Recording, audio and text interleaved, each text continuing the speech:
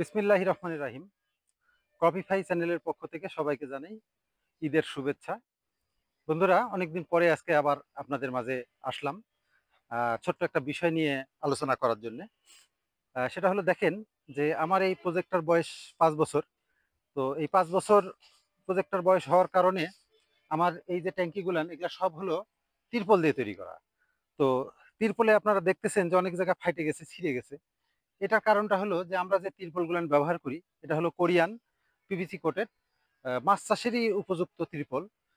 কিন্তু এখানে যে সমস্যাটা হয় সেটা হলো যে এই ত্রিপলের উপরে যখন রোদ লাগে এবং বৃষ্টি পড়ে, তখন এই ত্রিপলগুলান একটা নির্দিষ্ট সময় পরে যায়, নষ্ট হয়ে যায়।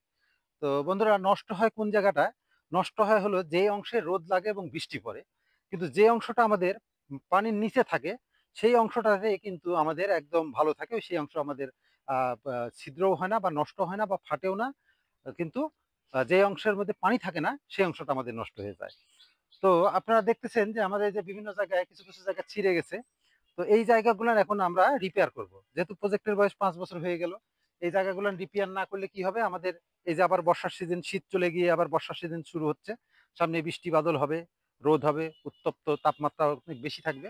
তো সেই ক্ষেত্রে এই সমস্ত জায়গাতে যখন বৃষ্টি পড়বে, তখন আমরা যে সিমেন্টের বস্তাগুলো ব্যবহার করছি সেই সিমেন্টের বস্তার মধ্যে যে আমাদের ভরাট বালু আছে, সেই সিমেন্টের বস্তাগুলো ফেটে বালুগুলো বের হয়ে গেলে আমাদের এই ট্যাঙ্কির স্ট্রাকচারের ক্ষতি হবে। তো আমরা এই ক্ষতি থেকে বাঁচার জন্য আমরা যে কাজটা করব সেটা হলো, আমরা এই যে দেখেন যে পুরাতন তিরপল নিয়ে আসছি। এই পুরাতন তিরপল দিয়ে আমরা কি করব, এই যে সমস্ত জায়গাগুলো ফেটে গেছে এই সমস্ত জায়গাগুলোকে ঢেকে দেবো। ঢেকে দেওয়ার উদ্দেশ্য একটাই, সেটা হলো কি, যে আমাদের এই সিমেন্টের বস্তার ভিতরকার বালুটা যাতে নষ্ট না হয়। বন্ধুরা, আপনারা একটা জিনিস লক্ষ্য করে দেখবেন যে আমরা যে সিমেন্টের বস্তা ব্যবহার করি, এই সিমেন্টের বস্তার মধ্যে যদি আমরা বালু ভরে বাইরে রোদের মধ্যে রেখে দিই, তাহলে সেটা সর্বোচ্চ 20 থেকে 25 দিন পরেই সিমেন্টের বস্তাটা নষ্ট হয়ে যায়, বালু বের হয়ে যায়। কিন্তু যদি এই সিমেন্টের বস্তাতে রোদ এবং বৃষ্টি না লাগে, তাহলে সেটা 10, 15 বছর, 20 বছরও কিন্তু এটা নষ্ট হয় না। তার প্রমাণ হলো, দেখেন যে যেই বস্তাগুলো কিছু কিছু জায়গায় দেখা যাচ্ছে ওইগুলা ফেটে গেছে, যেগুলাতে বৃষ্টি পড়ছে এবং রোদ লাগছে। কিন্তু যেই জায়গাতে রোদ এবং বৃষ্টি লাগেনি, ঢাকা ছিল, সেই জায়গাগুলো কিন্তু আমাদের এখনো সেই বস্তাগুলো ভালো আছে এবং কোনো প্রকার কোনো কিছু নষ্ট হয় নাই। তো খামারের প্রত্যেক বছরের কিছু সার্ভিসিং এর কাজ বা মেনটেন্যান্স এর কাজ হিসেবে আমাদেরকে এই কাজগুলো করতে হয়। সেটা কি, যে যেই জায়গা আমাদের তিরপলটা নষ্ট হয়ে যাবে, ফেটে যাবে, সেই জায়গাগুলো নিয়ে আমাদের আবার পুরাতন হোক বা নতুন হোক ভালো তিরপল দিয়ে সেগুলাকে রিপেয়ার করতে হবে।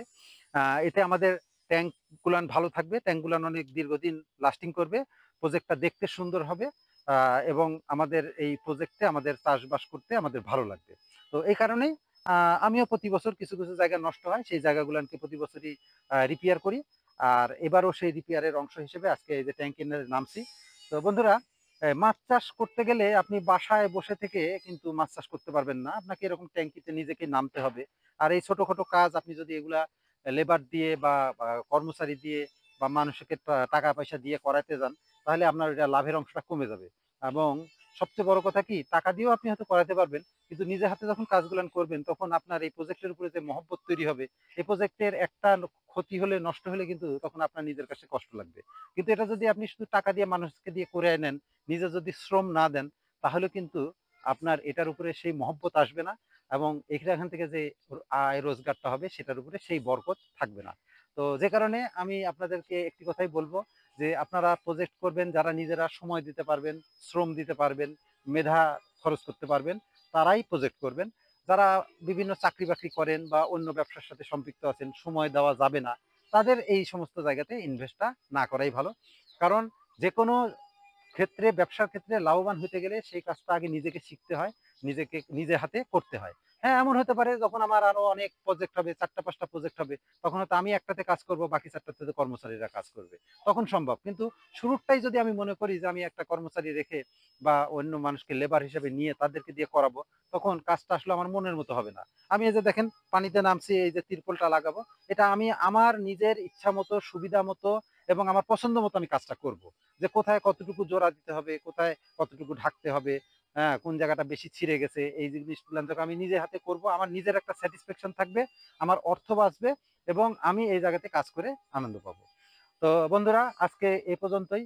এই ট্যাঙ্ক রিপেয়ারিং সম্বন্ধে আলোচনা করলাম, কারণ আমাদের যেহেতু একটা শীতের সিজন চলে গেল, এখন বর্ষার সিজন আসতেছে, গরমের সিজন আসতেছে। সবারই যাদের বিশেষ করে তিরপলের ট্যাঙ্ক, তাদের সবারই ট্যাঙ্কের কিছু ক্ষয়ক্ষতি হবে। তো প্রত্যেক সিজনেই কিছু ড্যামারেজ হয়, কিছু নষ্ট হয়। সেই জায়গাগুলোকে প্রতি বছরেরটা প্রতি বছর ফেলে না রেখে আমাদেরকে ঠিক করে নিতে হবে। তাহলে আমাদের প্রজেক্টটা সুন্দর থাকবে এবং আমরা আমাদের কাঙ্ক্ষিত ব্যবসাটা করতে পারবো। আর যদি মনে করেন যে না থাক, এবছর না সামনের বছর করব, পরের বছর যা দেখবেন আপনার ক্ষতির পরিমাণ বেশি হয়ে গেছে, তখন আপনি অনেক টাকা ব্যয় করেও কিন্তু প্রজেক্টকে আর রিপেয়ার করতে পারবেন না। আর প্রজেক্টটা যদি রিপেয়ার করতে না পারেন, দিনে দিনে আস্তে আস্তে এটা একটা পরিত্যক্ত প্রজেক্ট হয়ে যাবে, তখন সেখানে আপনার আর ব্যবসা করার মতো আগ্রহ থাকবে না। তো সবাইকে ধন্যবাদ জানাই, আজকে এ পর্যন্তই। পরবর্তীতে আমরা এগুলা নিয়ে আরো বিস্তারিত আলোচনা করব। ধন্যবাদ সবাইকে। আসসালামু আলাইকুম রহমতুল্লাহ।